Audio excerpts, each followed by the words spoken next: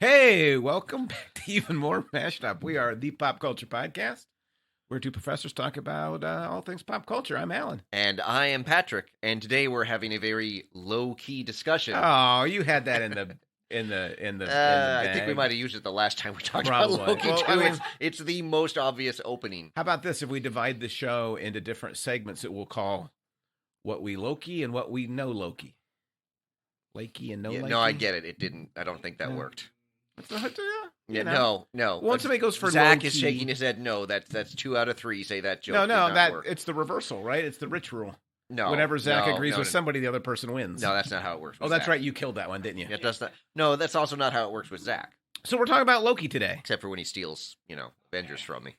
Oh, well, it's hard to say. Yes, we're talking about Loki Season 2, the latest offering from the MCU, which, of They course, is just- doing fine these days. They do just keep cranking out stuff. They do. Oh, I do have sort of a list of what's coming up next that we can talk about.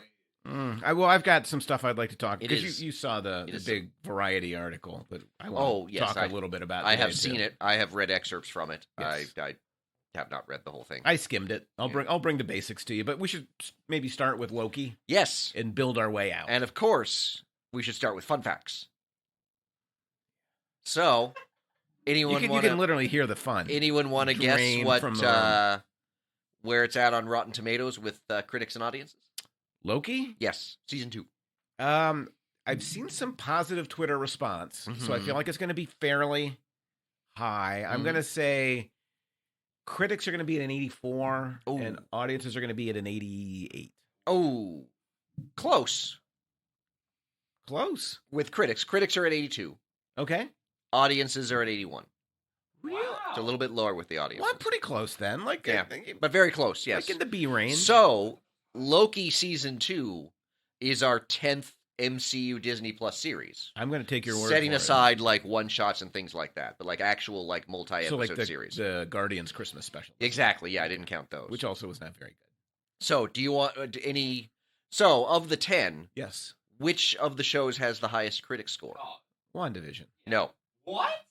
Really? Nope. If it's Secret WandaVision Invasion, I'm is... never doing no. this show. again. WandaVision Super clear about is... that. Let's see. WandaVision is actually 4th It's with not critics. It's not Miss Marvel. It is Miss Marvel. Really? Miss Not- Marvel but not is- with fans. Yeah, this is critics. Okay, Miss all right, Marvel all right. is 98 with critics. Wow. Yeah.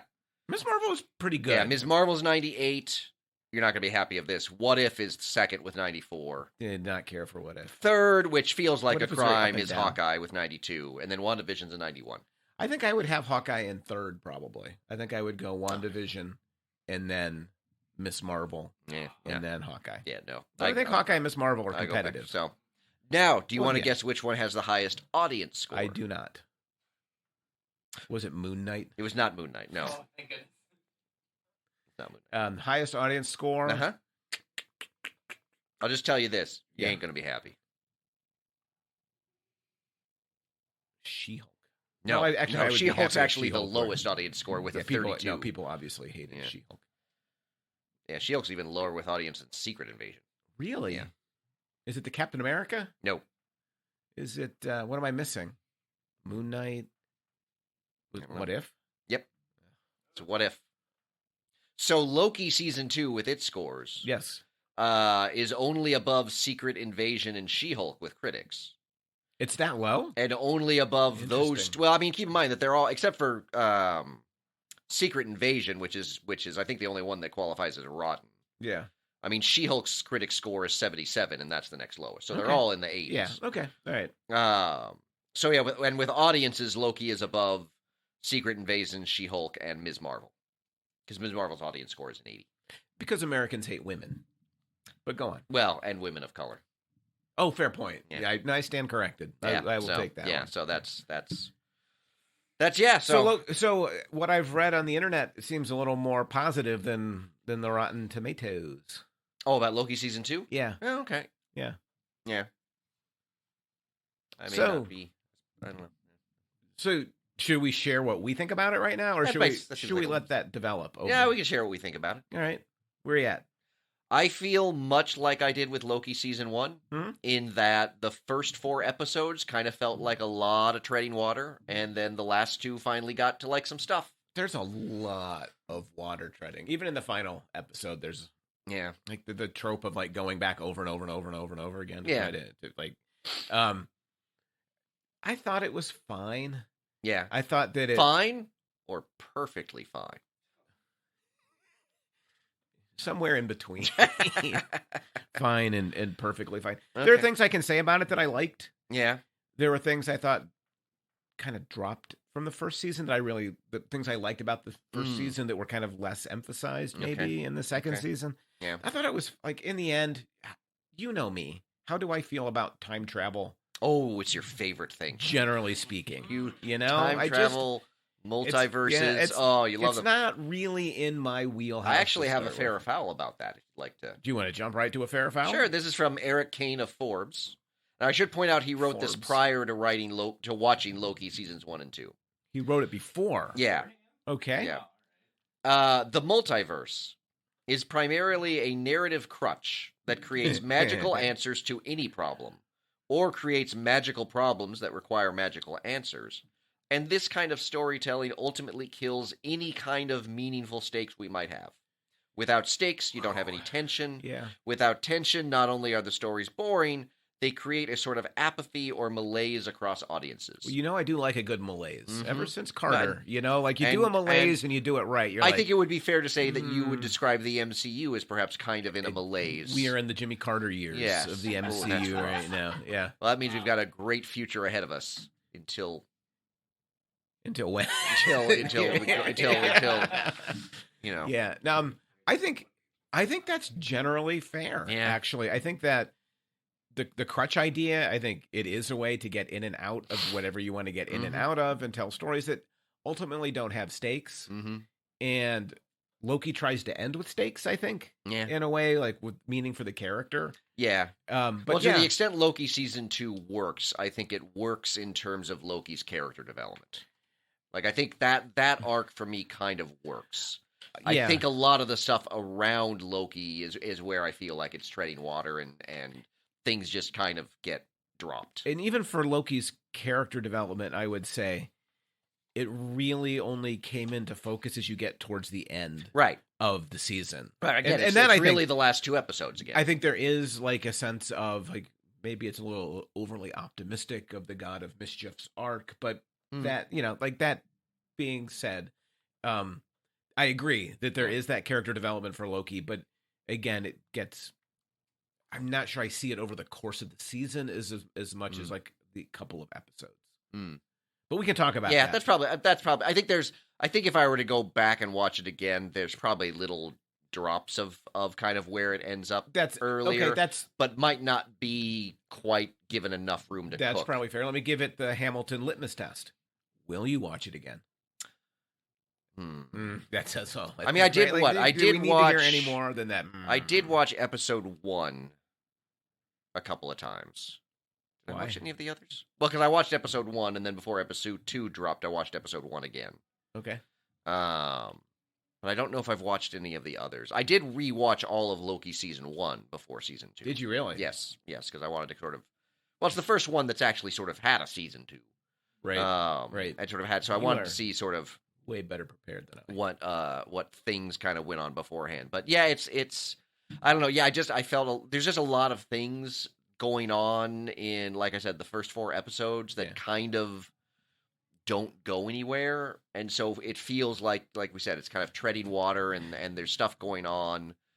And then we finally get to kind of, you know, when Loki's hopping through time, when he's collecting like the alternate or the original versions of all the other people. Yeah. Like we finally get into exactly, you know, kind of like what I felt with the first season, that there's four episodes of like TVA bureaucracy. Right. And then we get to the multiple Lokis, which is kind of what I wanted to see all along. I completely agree. Yeah. In many ways, this would have been better as a 90-minute, 2-hour movie. Possibly, yeah. As opposed to the extended series. But there were things that I Loki'd. It's not, okay, stop trying to make Loki keep happen. Doing it now. Yeah, okay. Stop trying to make it happen. I really like that spaghettifies is now a word. Yeah, apparently that makes me. It makes me very happy. It is apparently a technical term. Yeah. For the spaghettification of people. I mean, It's a terrible thing. It is. But it's a fun word to describe it. Yeah. Yeah. So I did like the spaghettification. Okay. Actually, the Variety article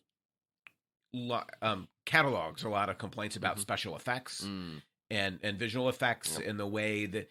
But I actually thought for a Disney Plus show, there were moments of effects that I thought worked really nicely. I really like the spaghettification. Yep, they spaghettified a bunch of meatballs in the TVA. Yeah, well, so, yeah, no, yeah. Zach is he's checked out with the second. Yeah. Loki did a lot joke. Yes. I think it was the first one, actually. Maybe so. But I thought that was a pretty cool looking effect. Inside the temporal loom, the way that the temporal radiation sort of would eat away the really funky spacesuit. Oh, you mean I got you now. Okay. Like what? It's not in the loom, but in the room that on the contains way on the loom, like whatever catwalk or whatever to get to the loom. Whatever that thing is called. What's that space called? Should I know? I think they did call. I think it's just like a catwalk or a ramp or something like that. Yeah, but the room it's in, the room that contains the loom. There's not a room that contains the loom. The loom is the thing far away that they're trying to get to. Yeah, because you go into a room, you go through a door, and then the door closes behind you, and you go across the catwalk. Yes. Isn't that a room? No, the loom is the The catwalk loom's is not in a room. The catwalk is literally sticking out into like space time. The loom is the We'll big go with glowy pocket thing in the dimension. distance. Well, you can't have space time in a room. Seriously? But that's not. They're not in a room. Feels Pocket like it. dimension? They're out. That's why they have the big door and the blast shields, because that's the end of the room and Oh, I everything thought outside. they were just containing everything in the room. No, they were like in Oh. space time. I'm sorry, I offended you so much this morning. Just Anyway, I really liked the temporal radiation, okay. and the time slipping effect was kind of cool, but I have a big complaint about it later. Okay. That's it Well, that's it. in terms of the special effects that I Okay. liked. But I thought Oh, okay. as a Disney Plus television product, Yeah. it actually looked pretty good. Yeah, And I don't disagree with that. I always liked the aesthetic of the futuristic 50s kind of thing. Yes. that Loki has done. Like Yes, inside the Loki is from a TVA. design standpoint done really well. It's aesthetically, it's been praised for the music as well. That there's a lot of things on kind of the technical side of things that Loki does really. It's always had kind of like a weird like 50s or 70s kind of style to the TVA that it just kind of swerves into all the time, and it looks really nice. It's really nice. Yeah. Everything from Miss Minutes to the sandwich dispensing machine. Well, or the Miss pie Minutes is not dispensing nice. machine. Well, the new one is though, right? Yeah, Which Miss Minutes are you talking about? I'm talking about the original. main Miss Minutes of the. Yeah, I did like when they're squishing the all way, the people in the spoiler box, alert. and she's like just sitting there with this evil look on her face. I'm like, oh, she's so creepy. She's not a kind or generous person. No. So anything else you liked? I like spaghettifying, and I like the effects. I did like kind of where they went with Loki in terms of kind of shifting him from he has that line where he says, I have to be a different kind of god. Right.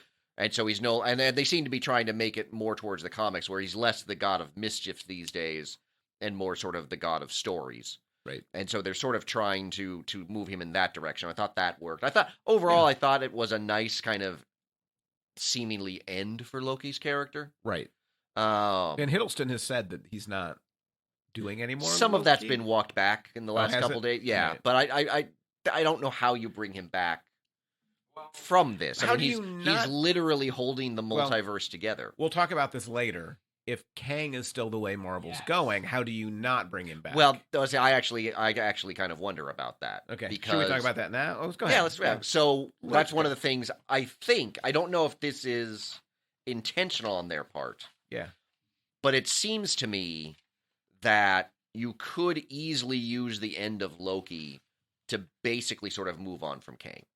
Yes, I agree. Because number one, he's replaced He Who Remains. Right. And now he's just Tree Who Remains. Because he's Yggdrasil. Me no Loki. Come on, Tree Who Remains. That was good. Uh-huh. That was clever. Yeah. And not at all something I was really waiting for. Continue. 5.7 out of 10. So I'll It's take generous, it. Yeah, but I'll take I'd it. say What was I talking? I lost my track with the Tree Who Remains. So He Who Remains is no longer there. right. But the moment that really sort of stood out to me is at the end when I think it's Hunter B-15 and Mobius are talking about Mhm. Kang and keeping track of the Kang variants. Yeah. And they mention, I can't remember, one of them says something about Kang, they don't know about the TVA yet. Right. Kang was the one, or He Who Remains is the one that created the TVA. Right. It made me wonder if now, Kang is not the big threat to the multiverse that he was, but now he's just kind of running around, kind of doing stuff. Right. Like he's not the big mega threat but that he used to be. He was supposed to be, right? Yeah. In the next phase or whatever. And so I don't see how he becomes a major threat without Loki. Yeah, I mean, well, it seems like he needs to be being part of that story. But anyway, I wonder if this is a way to kind of open the door to moving on from Kang. Well, yeah. Do you feel like that's a way that that's why some of the shows are kind of seem uncohesive, and that why it's like the story doesn't really line up and it doesn't seem like it's going anywhere because Marvel's trying to backtrack a little bit, like they're trying to leave themselves cop outs instead of just sticking although to the I mean story. the major stuff, like some of this was in the can, right? Before. Yeah. And so like that's what I was feeling. But I think though there were rumors that I can't remember if it was on, I think it might have been on season 1, that there were apparently issues with him on the set of season 1. So they might have seen Yeah, and so some of this. Maybe I think that everybody's doing what Patrick's doing right now, and that's trying to figure out the loophole through which they can pretend as if Kang is a giant loophole. He's literally time traveling. No, that's true. It's not hard to marginalize Kang. I assume you like that Loki got his horns and everything at the end too. I mean, I do like the horns. Loki. Yeah, it is. It's No. I mean, I like the gold horns, like the original classic like Loki the horns are like too much. Like they're just so. I think they're just like they got to be annoying. Like to wear. Oh, they are. Apparently, that thing weighs a ton. Oh, see, I was thinking they must have made it very light. No. Both that and then I guess like what? I'm forgetting the actor that played Hela. Is that Blanchett? Yeah. Apparently the headpiece for Hela weighed I don't know 20, 30 pounds. Have they never heard of styrofoam? I don't know. They're heavy. But doing Kid Loki's one where one's broken and one's a little bit smaller, or having the small. I think that would be better. You don't need the big elaborate. I like that he went out on the big elaborate because it felt like he went back to the comic books. It felt like he was back somewhat. to him. Though I mean, the comic book one always has just the gold horns. Well, he's new now too. Yeah. So I think we both appreciated Loki's arc then. Yeah. In that way. I kind of like the Chicago setting too. Maybe it was just the historian in me. I liked that he was running around with robber barons and con artists, and you can't really tell the difference because robber barons essentially are con artists. Yeah, I mean it was kind of a weird. I mean it was kind of a weird thing because that's an example of where the show, I guess, kind of stopped and started for me because they go to Chicago looking for Renslayer, and then they end up getting sort of sidetracked from that into Timely, and then the whole Renslayer Ms. Minutes pursuit kind of ends up going nowhere. So much that felt like, and even Timely to me somewhat feels like it didn't go. Oh, that's the other thing too. I want to talk about Timely. I mean, he's not on my list of things. I mean, that's the other thing too is that we see that in, I guess, in at least one branch reality, Timely doesn't get the handbook. Right. So that if Timely is the origin of all Kangs, then if Timely doesn't become Timely, do we even get all of those Kangs? Except how many lines are there right that's now? I mean, that's right the question. Because you only have to have one that produces a Kang for Kang to infect them all. But I'm towards the end of the stuff I liked. Mm-hmm. I've got one in the middle, and then I got stuff I don't like. Yeah. Huh? You didn't like Obi? He was next on my list. Okay. Obi, I thought was generally a good addition, but it felt almost like they just wanted to bring the actor on in some ways. I'm not, not as fully developed as I had hoped. Maybe was there other stuff that you really liked? That I really liked, or that you liked? It seems like maybe we both rated it too highly if we're already through. Yeah, I think so much of it is, for me, so much of it is sort of Loki's arc in the end. Yes. I sort of like that. But the issue I have is that everyone else, to some extent, feels like they're standing around in Loki's arc. And they're not really, Hunter B-15 doesn't do much of anything this season. Right. Sylvie doesn't really do much of anything. Mobius does a little bit, but not much more. Not much, right? So and then so it feels like there's a lot of people kind of standing around. But that exactly transitions to the thing that Vicky and I, we talked about it afterwards. We both agreed that we just didn't like it. The thing I liked best about Loki season 1 were the relationships. Loki and Mobius together on screen were a good pair. Yep. Loki and Sylvie together on screen were a good pair. Throw them together with I have a fair foul about with Loki and Sylvie. the guy at the end of time, right?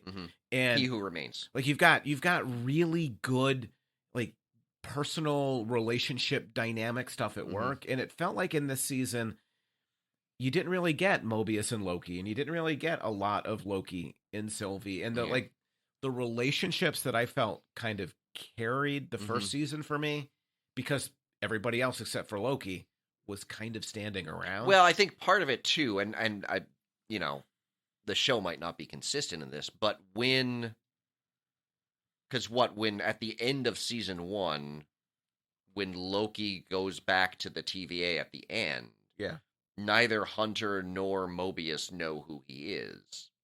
And I'm trying to remember if that remains the same, that it's not the Mobius we had before. It's a different Mobius. Yeah, but one that doesn't know Loki, and so that's part of maybe why we don't get the relationship. But like stepping outside of it, like as a viewer, like I want it, the relationship stuff. It was the give and take. It was the buddy picture kind of stuff. Yeah, we got a little bit of that in the Chicago. A little bit, yeah. But like again, it was like this glimpse, and like the idea of standing around is it kind of gets encapsulated at the beginning of the last episode, where Loki keeps going back in time, and like I think it's kind of funny that he becomes like a physics engineer expert or whatever by just like studying over and over and over again. Like interesting, but everybody else is literally just standing there. Like it kind of becomes symptomatic of, for me, what was kind of my biggest complaint, I think, with it was I missed the give and take. It wasn't there. And even if it's a new Mobius, I want some kind of dynamic between them, but like I never really felt. No, I would agree. Like it didn't feel. And then so a lot of people have talked about the Loki Sylvie relationship romance being downplayed. And so I have a response from executive producer Kevin Wright. To charges that they downplayed it. So quote, I would disagree with the assessment that we downplayed the relationship.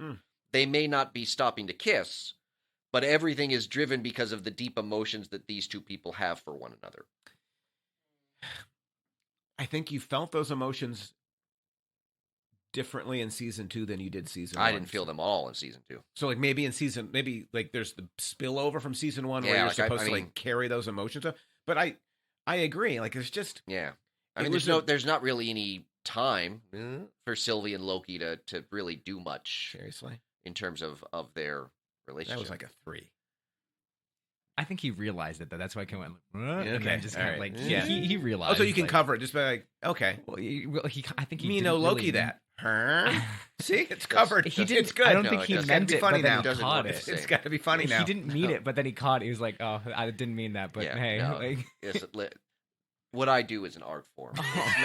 It's not something that it's anyone else can just be copied. It's your artistic process. Exactly. It's like building a Lego Millennium Falcon. Everybody does it differently. Well, no, everyone just follows the instructions. Exactly. That's not a good metaphor at all. But yeah, no, there's an art to it that I don't think you appreciate, and that you just sort of roll your eyes at and look at with disdain, and that disdain is what keeps you from pulling it off. It feels like a mirror. But anyway, the other thing that bothered me a little bit, the acting didn't sell me in all cases on this show. In a couple of ways. I liked Loki's time-slipping special effect. Okay. But the little flourish Hiddleston would do at the end of each one really took me out of the film eventually. Okay. Every time he did it. And then Victor Timely, everything he did made me realize I was watching an actor. Acting. Yeah, like it felt like those 2 moments to me, and like the time slipping happens a lot. Oh yeah, and like it just felt like I see Hiddleston acting, and then the entire Victor Timely performance to me. Yeah, what was Major like? What was he going for? Yeah, what was the intent? I don't know, but I found it. I'm not saying like awkward is bad. Victor Timely might be a super awkward guy, but it was an awkwardness that felt performed. Well, to me, like I mean that might be part of it, because I mean the issue too is that he does have sort of, and maybe this is the issue, is when we first meet him in Chicago, the awkwardness of his character, I think, can be explained by how he's trying to fleece everyone. Right. And so he needs them to underestimate him. Right. But then the way that...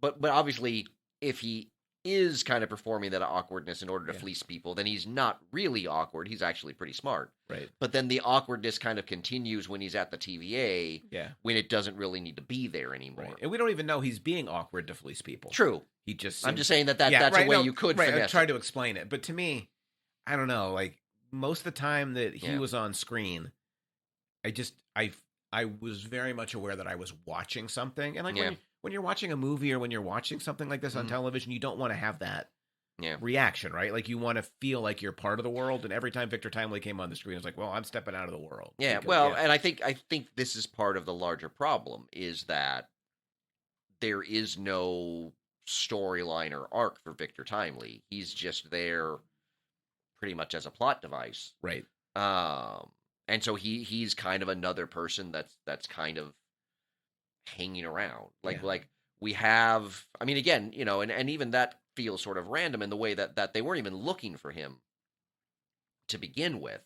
And then they find him and then it becomes all about him. And then we have, even when they're at the TVA, like Renslayer's trying to get him and all these things. And I don't really understand him. Like, why are we trying to get Timely? No. And he's just kind of standing there being weird and goofy. But to me, like, that's part of the crutch, fair or foul thing that you started with. Mm-hmm. The show becomes so muddled at some point, I kind of gave up trying to trace all of the, like, concentric circles backwards and forwards in time. And it just gives them the excuse to just not have to be attentive to that. Yeah. Like, maybe there's something that holds it all together. But after a while, I just didn't care. Yeah, well, I think what holds it all together is the arc that they're clearly going for with Loki's character. I'm just talking about the timeline, and like I don't know if that's authentically maintained from start to finish. I mean, Loki literally jumps backward and forward in time how many times? Yeah, I mean, well, I get confused too because... And if you're confused, for God's sake, what are they doing to people like me? So thinking like about just the normal end, people watching this program, or what the hell? I mean, thinking about the end, so he jumps back to the whole, when Sylvie kills He Who Remains, right? And tries to stop her and isn't able to, and then he and He Who Remains have sort of this long conversation. Yeah. And where Loki basically figures out what he needs to do. But then that raises the question, I'm like, okay, so he goes off, Sylvie is wherever He Who Remains zapped her to. Right. So He Who Remains didn't die, which was the important thing for what happened at the end of season one. Literally making my head hurt. And like, the more you talk, and so I'm like, okay, so did they just wipe out kind of everything? Yeah. It's too much, and I think we'll come to that when we get to the Variety article. But it's gotten like the MCU has gotten so dense and so complicated that you have to be pretty heavily invested in it at this point. To like the original Avengers trajectory was pretty direct in a lot of ways, right? Like it was a story that you could go to the theater and then not think about it again until you came back to the theater for the next Avengers movie. And it gave you like a recap almost. Right, and but you could carry it forward really easily. As soon as they went to the multiversal time traveling timeline kind of stuff, it just gets, it's too much, I think, for people who want to go see a good superhero movie, but not have to take in like a TVA style handbook to make sense of it. Well, I think the issue is that unlike Thanos, who is a storyline, right? Multiverse is a concept. Yeah. We don't really have a story with the multiverse. And so it does kind of feel like it's sort of wandering all over the place. Right. Like maybe had Kang been more a part of the story, it would feel like a story. But you're right. Yeah. Like it just, I don't know. It's not working, which is another one of my complaints. The timeline, time travel stuff, which we just talked about. Like I quit, I lost track, and then I just quit caring. Like it's that the beginning of the final episode's funny for a while. And then I'm like, I swear to God, if Timely doesn't make it to that little globe and shoot that little projectile into the loom this time. But that's the other thing, too. I am so done with this show. I cannot. And that's another problem, too, is how many times over season 2 did it basically become we have to shoot something at the loom? Like that's how they get Loki back after he's at the beginning when he's time slave. I'm like, we're always trying to shoot things at the loom. Yeah. Like it got a little repetitive. Would you say the loom was given too much fruit? Like a fruit of the loom? Yeah, no, I got it. Yeah. It was a 6, and then you explained it, and it went to like a 3. Yeah, exactly. Yeah, but you exactly. take a 6 and you add a 3, and that's a 9. Oh, and no. in my dad joke book, Yeah, like, no, you take a it's 6 only and you compounding. you subtract a 3 and you end up with a 3 is the math. See, like I said, it's an art. Not everyone can do what I do. I don't think anybody does what you do. Do you have any other complaints? I have a couple other, but I think we should move to what comes next because there's only so much in Loki. I mean, again, just kind of, there's just a lot that I felt was kind of a dead end. Renslayer's plot kind of ended up being a dead end. Miss Minutes kind of ends up being a dead end. Yeah. Everything with General Docs and the Minutemen. The other thing, too, I'd like... Don't even get me started. At the end of the first episode, when they're all going through the time doors with, like, tons of equipment, and Hunter B-15 is saying, like, I don't know what they're doing. I'm like, well, they're clearly going to prune all the branches. Like, how do you not know what they're doing?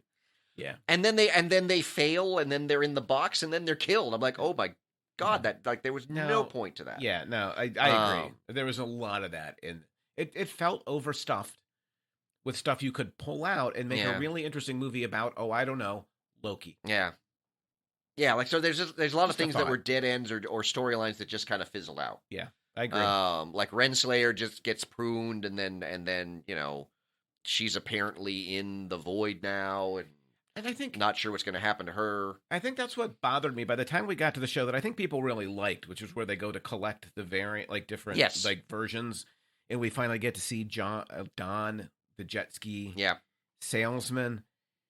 It just didn't land with me the way I think it landed with most people. I was. Had you asked me at the beginning of the season, like, you're going to get to see Don, I think I would have been pretty excited about it. By the time we got there, it just felt like fan service to me. Yeah, well, again, it felt like something they were doing because fans wanted it. It's like the first season in which we get all the Lokis very late, and we could have used them earlier. I think the same thing. We could have used, like, the going around and finding Dawn and Hunter's original and all those things, instead of doing it in one episode. Like, and that... Plus, also, that makes no sense. Why, when Loki shows up to these people that he does not know, they all agree to go with him to, Ouroboros' workshop or whatever. I thought about that a lot with Don, where he's like, "Well, yeah, I'll leave my kids like alone." This stranger has shown up and said, I mean, he does make the pitch that this will be the end of everything if you don't go, but like everybody's gonna be like, yeah, that makes. But then they get there and all they do is stand around until because Loki's realized, oh yeah, this is not the way to go. I'm like, well, so this was another giant waste of time, which makes it feel like fan service, like they're doing it because fans want to see it, or it feels like they're just trying to fill time because they've got 6 episodes and they don't plan to get to Loki's stuff until episode 5 and 6, and so we've got a mistake. We've got to mark time. So there's just a lot. I have one other huge complaint. Okay, the crass advertising for McDonald's. That kind of product placement. If you're going to do it, you need to go to the master, Michael Bay, and do it with some art and with a deft touch. And this was just hammering over the head. But didn't you appreciate the nostalgia of like the 1980s McDonald's Playland? It's like, oh, look, it's the Playland. I remember that. That's what Loki does. Chicken McNuggets best, were right? new. Is design. I remember a time when Chicken McNuggets did not exist, Zach.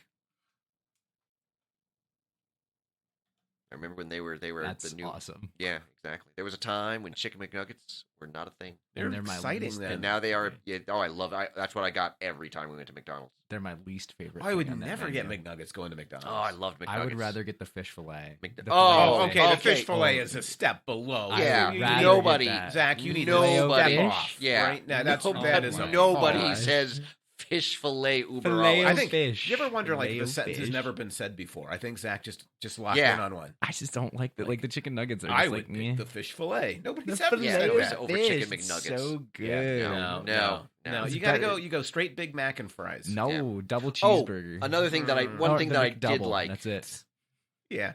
One other thing that I did like was sort of the irony of Loki at the end, who at the moment he decides he does not want a throne and just wants to be with his friends and not alone. Yeah. He ends up getting a throne and being completely alone. Like I did kind of like the tragic irony of the end. Yeah, Where yeah. kind of, it was like, oh, he's making the sacrifice because it's literally the exact opposite of everything he just told us he wants. Right. I did like that. Because doing the right thing is hard. Isn't that the moral that Mobius teaches us in that final I'm pretty sure that's episode? what every MCU film teaches us. Right.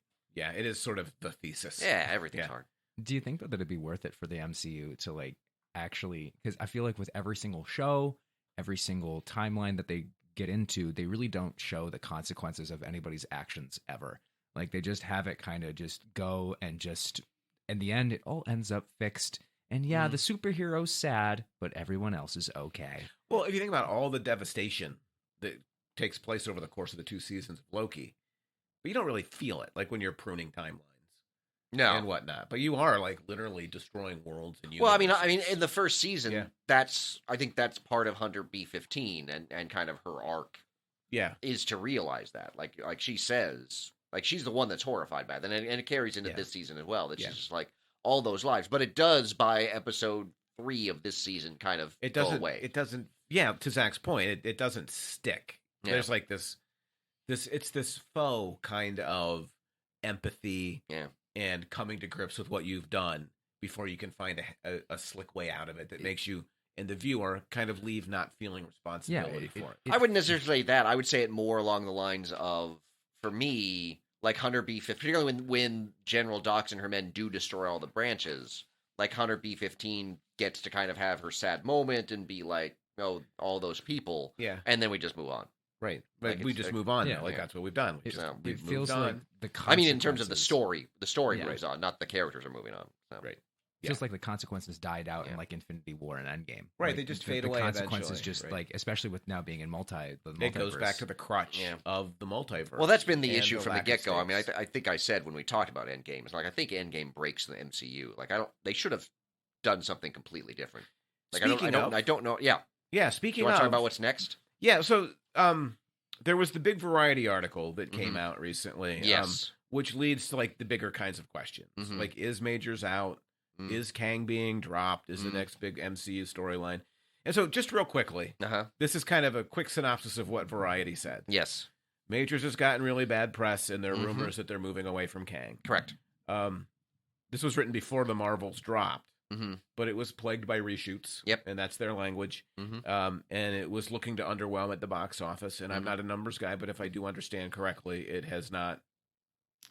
Yeah, I mean, it bounced back maybe a little bit, but it feels like maybe it's not doing even what Doctor Strange did. Yeah, it's not doing anywhere near the numbers of a typical Marvel. Now, keep in mind, the strike went on until like 2 days before the film debuted, so none of the actors could do anything to promote the film, and I think that probably did have an effect. Do you think that would have hurt like Endgame in the same kind of way?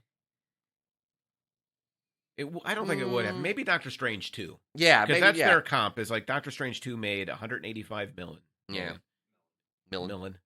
And they're tracking the Marvels at like 75. Yeah, well, I think part of it too. I don't know what the real numbers are, but this is what Variety was reporting. Yeah, well, I think it made its domestic. Marvel's domestic opening weekend was like 43. Yeah, and worldwide was 110. Okay. Which is apparently, because one of the things that that is like the biggest box office for a film by a black female director. Which I think says more about how few black female directors there are. I think than I think that's Marvel looking for. But yeah, well, I think there's a couple things too. Is that from the get-go, Doctor Strange in the Multiverse of Madness felt connected to the larger arc of the MCU. Yeah. Marvel's, I don't think, really ever felt that. And it's hard to see the arc of the MCU right now. Yeah. I mean, it is kind of this interesting conundrum that Marvel does find itself in, because people are complaining about, oh, you need to see all 33 films to read it, to do anything. Yeah. And then you get a more standalone, well, I'm not sure I'd call Marvel standalone, but something that looks like a standalone type thing. Yeah. And then it doesn't do well. It's like, okay, so you don't want things that are tied into the larger MCU, but then you don't see the movies. There might be a middle ground of that. There's like more straightforward, simplified storytelling. Yeah. In a connected universe. Yeah. But anyway, the article goes on. Another problem at Marvel is the quote unquote endless torrent at Disney Plus. Yes. We've been talking about that forever on this program. Like there's too much. Mm-hmm. And so they say that it led to, quote, muddled narrative that baffled viewers. That there seems to be maybe a societal burnout about superheroes settling in. That was their assertion. Yeah. The special effects division has been overworked. Yeah. Blade has apparently really struggled and gone through a variety of rewrites, some of which reduced Blade to fourth lead in the... Which they've apparently fixed, but yeah, that's... Right. They've had some... Because there was that, and then there was something else that... well, they've apparently scrapped Born Again and started over. Yeah. With an original showrunner from the Netflix series, but that apparently has been completely redone, or is being completely redone. And you start to get a whiff of panic, maybe. Yeah, I mean, the issue is they probably do need a course correct at this point. Yeah. Well, Variety says they're actually talking about maybe bringing the original Avengers. Yeah, that's not. Yeah, don't. That's. Oh, I agree. I'm just saying this is the Variety. So I know. Yeah, that's the rumor that came out after Variety, is that they're talking to Downey Jr. and all of them about coming back, and I'm like, no, that's not. It's not what you do. It's not like that's the right admitting answer. They've got nothing. So then let's answer. That's the question for the show. Then, what's the answer? We've talked about this before, right? It's got to be Fantastic Four and X-Men. There is a third option. That I cannot talk about until you see the Marvels, but then we can talk about when you see the Marvels. I would even say Marvel spoiler is it? It's something we've talked about before. No, go ahead and drop it then. It's Are you fine. sure? I don't care. Spoiler warning for all those listening. Are you sure? Yeah. Yes. Yeah. Spoiler Avengers. One of the things that's pretty clearly set up at the end of Marvels is Young Avengers. Well, okay, so Young Avengers could work. You know, I love Haley Steinfeld as Kate Bishop. Like they've got. Then you might appreciate Marvels. They've got some characters they can work with. Yes, they do. But do you think Young Avengers is a big enough tentpole? Do you like? Because to me, X-Men has a broader cultural cachet. You should go see Marvels. Is X-Men in it too? Really? You should go see Marvels. Oh, is she a mutant? You should go see... Not well, we know Kamala Khan's a mutant. Oh, that's right. That was established at the end of her show. Never mind. Yeah, you need to go see Marvels. Do you think guys think it'd be worth it for Marvel to take a break? Almost take like a year. Well, here's on a break. Well, here's the interest. So I looked at, because you had asked before, like, what is the next Marvel movie coming out? And I'm like, I honestly don't know what it is. So I looked. So here's what's coming up over the next year. So they just announced that What If Season 2 is dropping on December 22nd. But it's completely outside. And they're releasing an episode a day for 9 days straight. That's a good idea. So they're all coming out. So that's first. Nice. That's a good idea. Also, I hate to say it. Yeah. Because you remember we talked about the episodes and what we were excited about. Yeah. And we were very excited about the WandaVision musical episode. Yes. Yeah, no, it doesn't exist. It's not one. Yeah. I swear to God. Are you kidding? What If really hates me? Yeah, I can't remember. I can't remember which were the two episodes we were excited about. It was that and something else. Yeah, they're both not there. Unbelievable. Yeah. So that's okay. So like that doesn't get me excited. Then we've got. It's rumored in early January. We've got X-Men '97, the '90s animated series, kind of coming back. And that's an animated. Animated. Yeah. So that's not two animated off the bat, but not part of the MCU. Maybe this is the break. Well, that's the thing. After that, we've got Echo, which is coming out. Oh, I forgot to. Oh no, that's coming out January 10th. All 6 episodes drop. Okay. Part of their Marvel Spotlight series that are spin-offs set in the MCU but meant to stand alone. Okay. So Disney Plus stuff that doesn't matter for the big screen. And then we've got Agatha Harkness' Darkhold Diaries coming sometime in 2024. Yeah. Could be good. Spider-Man Freshman Year, which I think is another animated. Movie-wise... It seems like they've given up, frankly. Movie-wise, we've got Deadpool coming in July. Okay, that'll be sweet. And then nothing until February 2025 with Captain America: Brave New World. Wow. Now, there's a bunch of stuff like Born Again, Ironheart, Armor Wars, which is now a film instead of a Disney Plus series that aren't scheduled and so might pop up. But the only Marvel movie coming out this year is Deadpool 3. And do any of those really, like, Deadpool aside, none of that. Like filler. Right. It makes none me, of it but grabs you, right? It does make me wonder if maybe this is the time to course correct, because they don't have much. Because if you look at it, the next thing after Captain America: Brave New World on like their list is Fantastic Four. Like I would say, even at that point, hold the shows, release some of the ones that people are like, "What if season 2? You're already so close." And Yeah, some I mean, that's ones coming you're out. So close. Yeah, Like, you're so close. like So a just month. release those. But And after Echo's that, done. take a break. Take a year off because then it creates like a want in audiences because now they have nothing. And Well, it they gives could you, very It seems like they've been clearing the decks, right? It feels To like they're course clearing. correct. Well, the other And thing it too gives is you that they time. could so easily use Deadpool to clear the decks even further.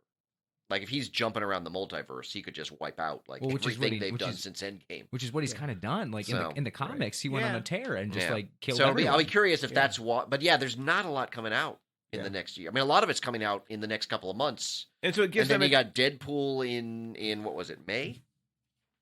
Was Deadpool May or July? July was Deadpool, and Yeah. then Captain America's February 2025, and that's it. yeah. And the Captain America is going to be a hard sell probably Mm-hmm. Yeah, it's going I to mean, be. for a bunch of reasons that I think are bad Yeah, reasons, but I think it's- it's going to be a hard sell. it's Like gonna it's be- like the Marvels. Yeah. Like the same kinds of woke baggage that Yes. people are going to claim Yes. that it carries. So I'm totally in on a Young Avengers. Mhm. That seems like a fun idea to me. Mhm. But I think they're gonna have to go big. They need like they need to Mhm. swing for the fences. And to me, that's either X-Men, Yeah. or Fantastic Four. I should see Marvels. I do intend to see Marvels at You some should- point. you should see Yes. Marvels. Yeah. I will say nothing else. I've said too much already. I will say this, there are several things in Marvels that seem completely designed to appeal to me. And one thing that both appeals to me and frustrates me. So Okay. I'll Interesting. see. We'll see if you can figure out what they are. There's nothing worse than homework. I mean, going some of into a them. movie I like mean, at that. least one of them should be pretty obvious. Okay.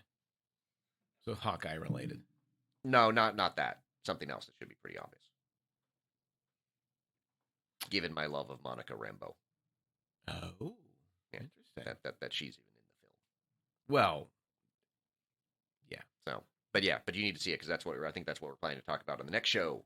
right? We will not Yes. have a show. Like we're gonna take a week off because next Friday would be Yeah, unless we wanted to do it Right, earlier, which right, I'm the not sure why we're throes talking of about this on the Thanksgiving. actual episode. yeah. Fair point. It feels Well, like We'll get to the Marvels eventually. yeah, we'll get Like to that'll the be- Marvels will be the next show we do. Yeah. Continuing the discussion, Yeah. and yeah, we'll go from Absolutely. How are we doing on time, by the way? We're at 47 minutes. Yeah, that's a pretty tight show. there. Yep, very tight. I've got some fair or foul, but I feel like most of them we kind of covered in one way or another. Okay, Unless you want me to drop one on you. sure, why not? I didn't get to do a fair foul. Okay, this is from the Midwest Film Journal. So I like to Okay. go to the I know. the apex predators Mhm. of Of film film criticism. criticism. Yeah. Quote, when the credits rolled on the 12th overall episode of Loki, Mm-hmm. for the first time I felt like the Marvel Cinematic Universe was truly stagnant. Oh, is that the whole quote? That's it. That's maybe foul. I wouldn't say stagnant. No, what do you say? Sitting still? Dead in the water. It's struggling.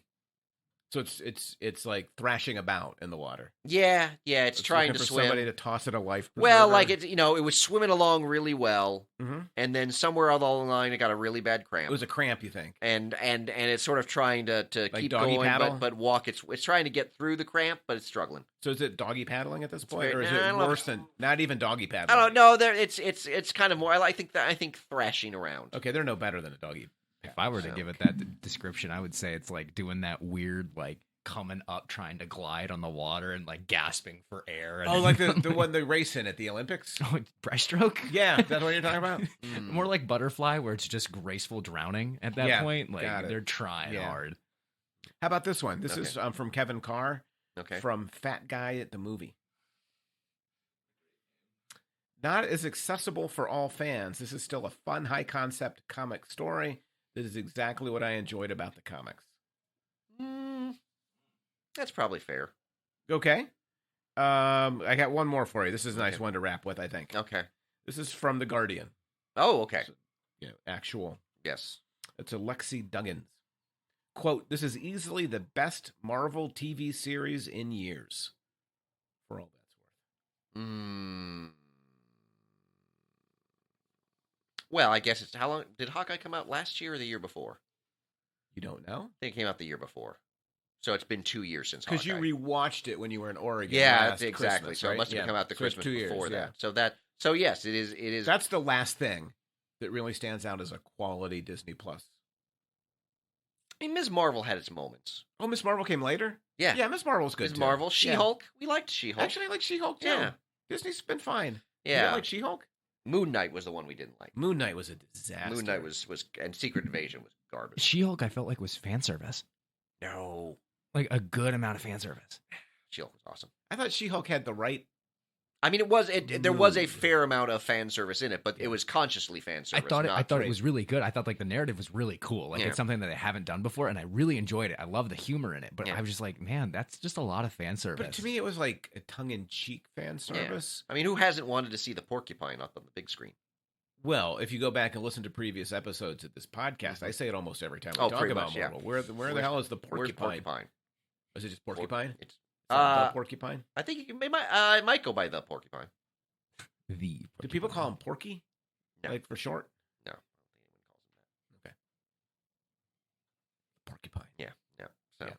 Well, anyway, as we prepare, I think Zach is literally Zach is literally trying to turn the plug on. Oh, the I show. didn't know when. I didn't To know pull when the we were plug. going. He's been trying for the last like 10 I minutes. didn't know when we He's were like, we ending. ended now. But we Each can say- time I'm like, where are we landing? we can say Happy Thanksgiving Yes, because To this will those who drop before celebrate. Thanksgiving, right? Yeah. Right. Happy yes. end of Happy November Thanksgiving. break day. Happy Black Friday. Enjoy your Lego Avengers towers. Those of you that celebrate. Oh my gosh. Well, there's at least one of them. Until then.